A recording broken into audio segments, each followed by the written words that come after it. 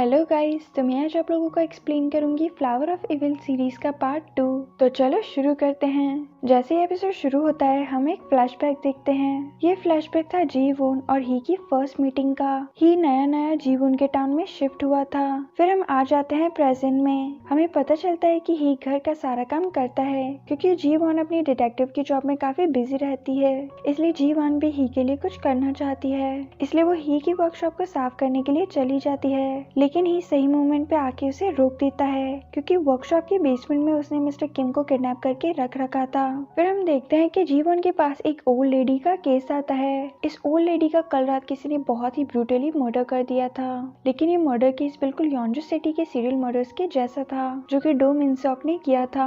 Dough मिन sock dough हान sock का रियल डैड है। डो मिन सॉक अपने सारे विक्टिम्स का मर्डर करने के बाद उनके फिंगर नेल्स निकाल लेता था और इस केस में भी ओल्ड लेडी का थंबनेल गायब था, इसलिए ये केस सारे डिटेक्टिव का ध्यान डो मिन सॉक की तरफ खींच लेता है। ऐसा लगता है कि शायद ये मर्डर किसी डो मिन सॉक के कॉपीकैट ने किया है, लेकिन अच्छे से इन्वेस्टिगेट करने पे पता चलता है कि डो मिन सॉक और इस किलर के मर्डर करने के तरीके में काफी डिफरेंस है। जैसे डो मिन सॉक अपने सारे विक्टिम की नेक पे हाउंड डॉग ब्रांड की डॉग लीश यानी कि कुत्ते का पट्टा बांध देता था, लेकिन इस ओल्ड लेडी का किलर वो सेम ब्रांड की डॉग लीश यूज नहीं किया और डो मिन सॉक अपने विक्टिम्स के सारे फिंगर नेल्स निकाल लेता था, लेकिन इस किलर ने बस थंबनेल ही निकाला था। इससे जीवन को ये रियलाइज हो जाता है कि ये मर्डर डो मिन सॉक का कोई कॉपीकैट नहीं है, उसने बस ये पुलिस को कंफ्यूज करने के लिए किया है। उस ओल्ड लेडी की बॉडी जिस सोशल वर्कर ने रिपोर्ट की थी वो डिटेक्टिव को बताती है कि उस ओल्ड लेडी के पास काफी पैसा था और उसने उनके कम्युनिटी सेंटर में काफी पैसा भी डोनेट किया था, इसलिए वो उस ओल्ड लेडी को काफी स्पेशल ट्रीटमेंट देते थे। ये सोशल वर्कर तो रेगुलरली उस ओल्ड लेडी को विजिट किया करती थी। वो डिटेक्टिव चोई को बताती है कि मर्डर से कुछ घंटे पहले उस ओल्ड लेडी ने सोशल वर्कर को कॉल किया था, तब उसने उसे अपनी विल के बारे में बताया था जिसमें वो अपना सारा पैसा डोनेट करना चाहती थी क्योंकि वो अपने गैम्बलिंग एडिक्टेड बेटे को एक फूटी कौड़ी भी नहीं देना चाहती थी। इसे डिटेक्टिव चोई का ध्यान जाता है उस ओल्ड लेडी के बेटे पे। वो समझ जाता है कि ये मर्डर उस ओल्ड लेडी के बेटे ने ही किया होगा क्योंकि उसकी मॉम सारा पैसा डोनेट करने वाली थी, लेकिन ओल्ड लेडी का बेटा इस एलिगेशन से साफ साफ मना कर देता है। वो कहता है कि उसने अपनी मॉम का मर्डर नहीं किया, लेकिन डिटेक्टिव चोई प्रीटी कन्विंस थे कि ये मर्डर उसके बेटे ने ही किया होगा। तभी पोस्टमार्टम रिपोर्ट में उस ओल्ड लेडी के थंब पे लिपस्टिक मिलती है और पता चलता है कि उसने कल रात जो विल बनाई थी उस विल पे उसने उसे लिपस्टिक से थंब प्रिंट लगाया था। जीवन समझ जाती है कि इस लिपस्टिक का जरूर उस किलर से कोई कनेक्शन है। तभी उस किलर ने मोस्ट ऑफ द लिपस्टिक उस ओल्ड लेडी के हाथ से रिमूव कर दी और वो थंबनेल पे निकाल दिया। फिर ये केस बड़ी आसानी से सॉल्व हो जाता है। एक्चुअली ये लिपस्टिक किसी और की नहीं उसी सोशल वर्कर की थी और उसने ही उस ओल्ड लेडी का मर्डर किया था। जब जीवन उससे मर्डर करने का रीजन पूछती है तो वो बोलती है कि उसे उस ओल्ड लेडी के घर पहुंचने के लिए काफी स्टेयर्स चढ़नी पड़ती थी और वो बार बार इतनी स्टेयर्स चढ़ के थक गई थी और वो आगे भी वो स्टेयर्स चढ़ना नहीं चाहती थी, इसलिए उसने उस ओल्ड लेडी को ही मार दिया। जीवन सोचती है कि कोई इतने छोटे से रीजन की वजह से किसी को कैसे मार सकता है। फिर हम देखते हैं ही को यानी कि डो हैन सो को। उसे रिपोर्टर किम की डायरी से पता चलता है कि रिपोर्टर किम आज शाम 5 बजे नामसुन नाम के एक चाइनीज रेस्टोरेंट के ओनर से मिलने वाले थे। एक्चुअली डो हैन सेओ नामसुन को जानता था। रिपोर्टर किम डो हैन सेओ को बताते हैं कि वो चाइनीज रेस्टोरेंट का ओनर नामसुन उन्हें डो हैन सेओ के बारे में कोई इन्फॉर्मेशन देने वाला था। फिर डो हैन सेओ खुद ही वहाँ जाने का डिसाइड करता है। वो नामसुन को रिपोर्टर किम बन के उनके फोन से कॉल करता है और बोलता है कि वो किसी अर्जेंट केस की वजह से वहाँ पे नहीं पहुँच पाएंगे, इसलिए वो उसे डो हैन सेओ के बारे में जो भी इन्फॉर्मेशन देने वाला था वो उसे कॉल पे ही दे दे।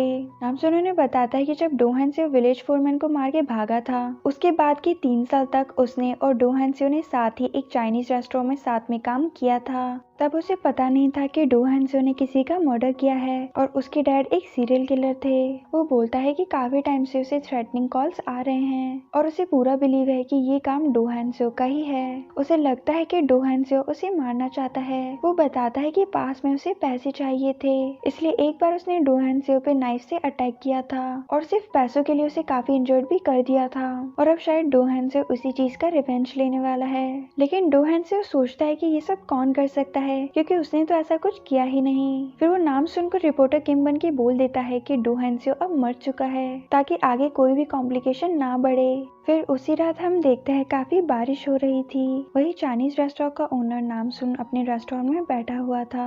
वो रिपोर्टर किम को वॉइस मैसेज भेजता है ये कंफर्म करने के लिए कि डो हैन सियो सही में मर चुका है। तभी उसके रेस्टोरेंट में एक ब्लैक रेनकोट पहन के एक इंसान एंटर करता है। उसके हाथ में वही डॉग लीश थी जिसे डो हैन सियो के डैड अपने विक्टिम का मर्डर करने में यूज करते थे। उसे देख के नाम सुन काफी डर जाता है। वो उस आदमी का फेस तो नहीं देख पाता लेकिन उसे लगता है कि ये डो हैन सियो ही होगा।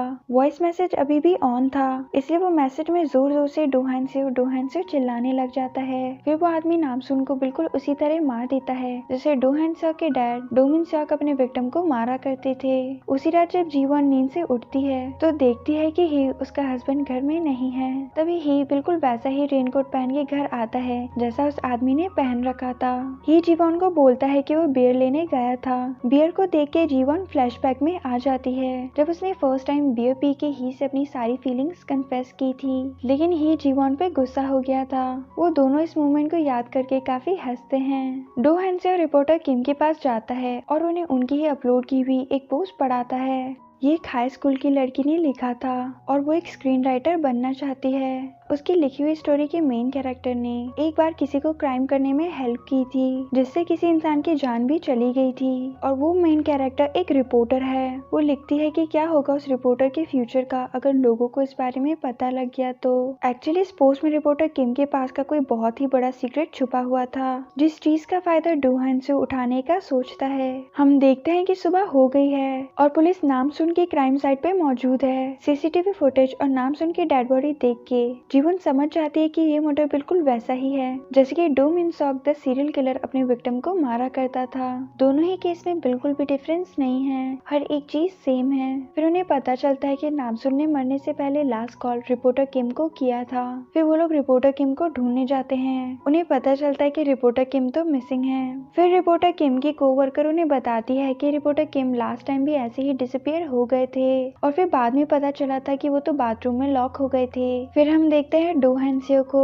वो रिपोर्टर किम के घर पे एविडेंस ढूंढने जाता है, उसी क्राइम का जो रिपोर्टर किम ने किसी को करने में हेल्प की थी।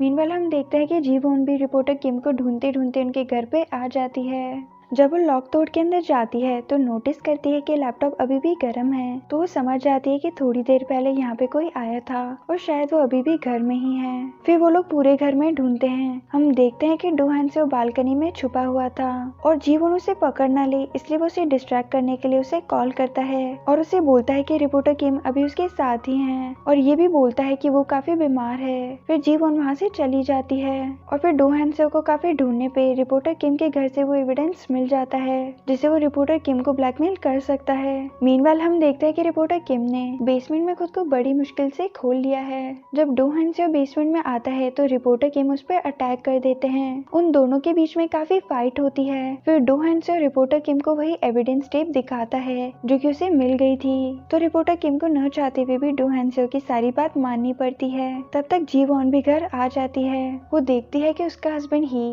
और रिपोर्टर किम दोनों ही इंजर्ड है, लेकिन डो हैन सियो जी वॉन को कोई बहाना बना देता है। वो बोलता है कि किसी छोटी सी बात पे उन दोनों की फाइट हो गई थी। फिर जी वॉन रिपोर्टर किम को काफी सुनाती है क्योंकि उसके अकॉर्डिंग तो उसका हस्बैंड ही काफी अच्छा है और वो किसी से भी बिना वजह फाइट नहीं कर सकता।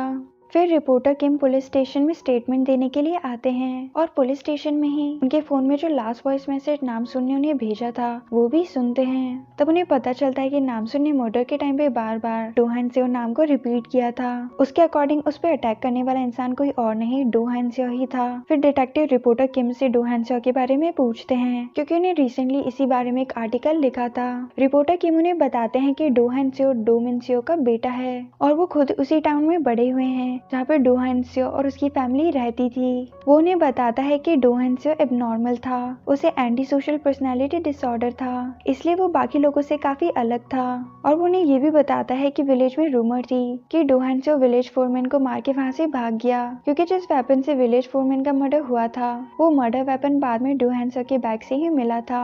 लेकिन रिपोर्टर किम उन्हें ये नहीं बताते कि डो हैन सियो कोई और नहीं जीवन का हस्बैंड ही है, क्योंकि डो हैन सियो के हाथ वो एविडेंस लग गया था जो रिपोर्टर किम को पूरी तरीके से बर्बाद कर सकता है, इसलिए वो अपना मुंह बंद रखना ही सही समझते हैं। लेकिन ये एविडेंस क्या है वो हमें आगे स्टोरी में पता चलेगा।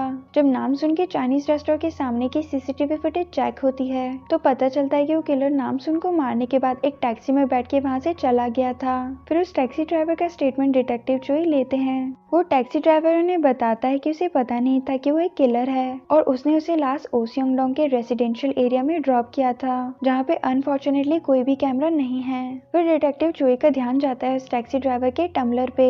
इससे वो गैस करते हैं कि वो टैक्सी ड्राइवर अकेला रहता है। हम देखते हैं कि जब रिपोर्टर किम ऑफिस जाते हैं तो उन्हें पता चलता है कि ये मर्डर रात में 3 से 3:30 बजे के बीच में हुआ था। तब उन्हें याद आता है कि उस टाइम पे तो डो हान सेओ उनके साथ था, तो वो समझ जाते हैं कि इस मर्डर में डो हान सेओ का हाथ नहीं है। फिर हम देखते हैं कि डो हान सेओ की बॉडी पे एक चोट का निशान है। हम जब फ्लैशबैक में जाते हैं तो हमें पता चलता है कि ये चोट उसे तब लगी थी जब नामसुन ने उस पे नाइफ से पैसों के लिए अटैक किया था। तब वहाँ पे डो हान सेओ को उसके डैड भी दिख रहे थे। वो उसे नामसुन को जान से मारने के लिए मोटिवेट कर रहे थे, लेकिन डो हान सेओ ने खुद पे कंट्रोल कर लिया था और उसने नामसुन को नहीं मारा और वो वहाँ से भाग गया। और तभी अचानक से उसका एक कार से एक्सीडेंट हो गया था। फिर हम आ जाते हैं प्रेजेंट में। रिपोर्टर किम डो हान सेओ से मिलने जाता है और वो उसे बताता है कि उसे पता है कि नामसुन के मर्डर में उसका कोई भी हाथ नहीं है और वो डो हान सेओ को उसके साथ मिलकर रियल मर्डरर को पकड़ने के लिए मोटिवेट करता है, क्योंकि इसमें रिपोर्टर किम का भी फायदा था और डो हान सेओ का भी। एंड सीन में हम देखते हैं कि डो हान सेओ के फेक डैड अपने घर में एक हिडन रूम में जाते हैं और इस रूम में एक पेशेंट था जो कि कोमा में था और ये पेशेंट कोई और नहीं रियल ही जिसकी आइडेंटिटी में डो हान सेओ इतने टाइम से रह रहा है। और फिर ये एपिसोड काफी सवालों के साथ यहीं पे एंड हो जाता है। आगे की स्टोरी जानने के लिए देखिए नेक्स्ट पार्ट। और अगर आपको ये वीडियो पसंद आई हो तो प्लीज लाइक करें, शेयर करें, सब्सक्राइब करें।